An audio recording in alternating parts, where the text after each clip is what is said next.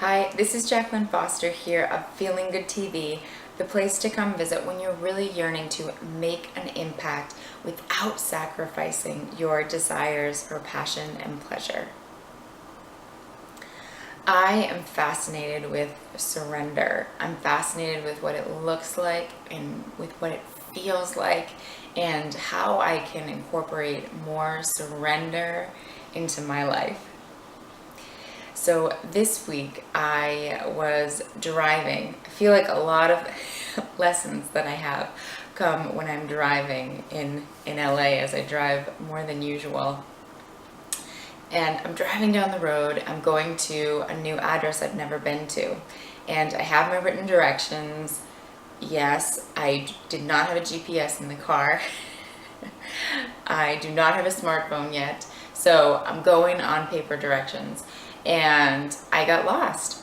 So the only thing I could think to do in the moment was call my husband and have him either look on his smartphone or on the computer and help me find the way to get there.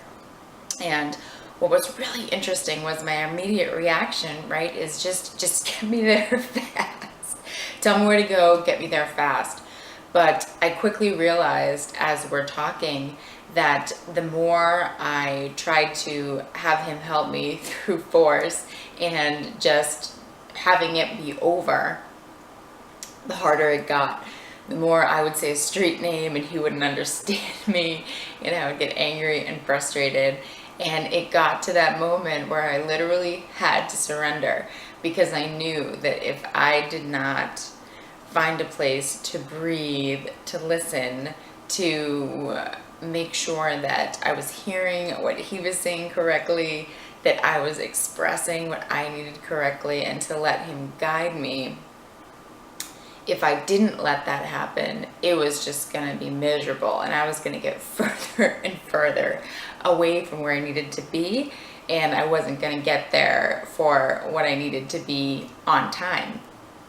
The interesting thing that happened is this situation didn't happen just once this week for me. It actually happened twice, that I was driving in the car and called my husband because I was lost and I didn't have anything in the car to help me find my way.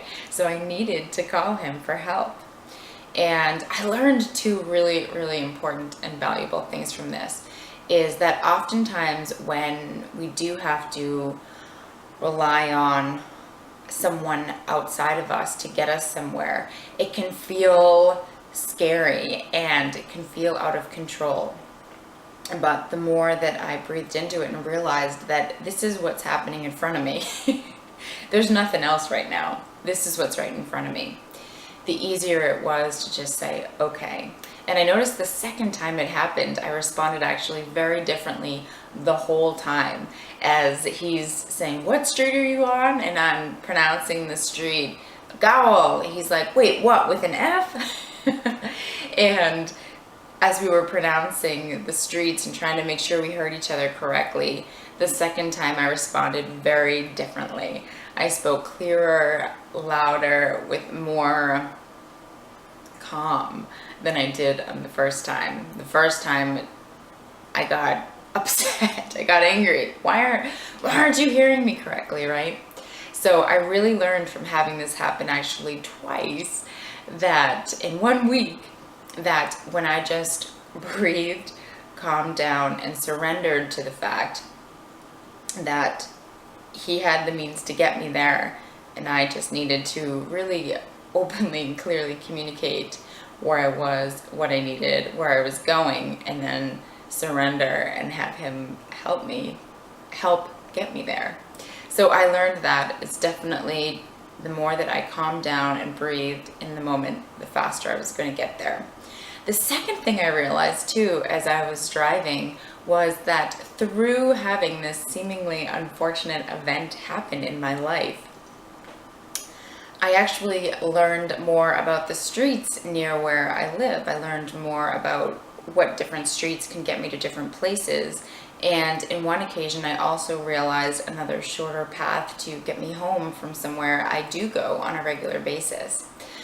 So it's really interesting that so often when things that are seemingly unfortunate or frustrating happen, that in my life I'm realizing these are great opportunities for me to just surrender to what is.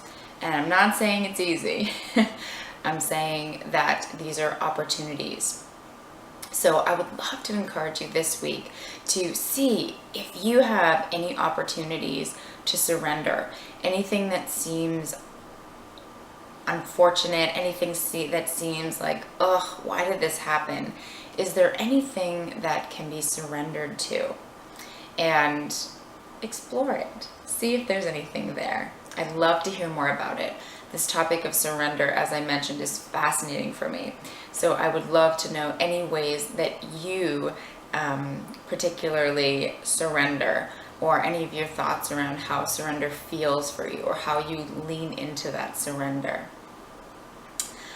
If you enjoyed this video, come on over to JacquelineLaceyFoster.com and sign up, and every week I'll share with you these video blog updates, and you can also find more on hertube.tv.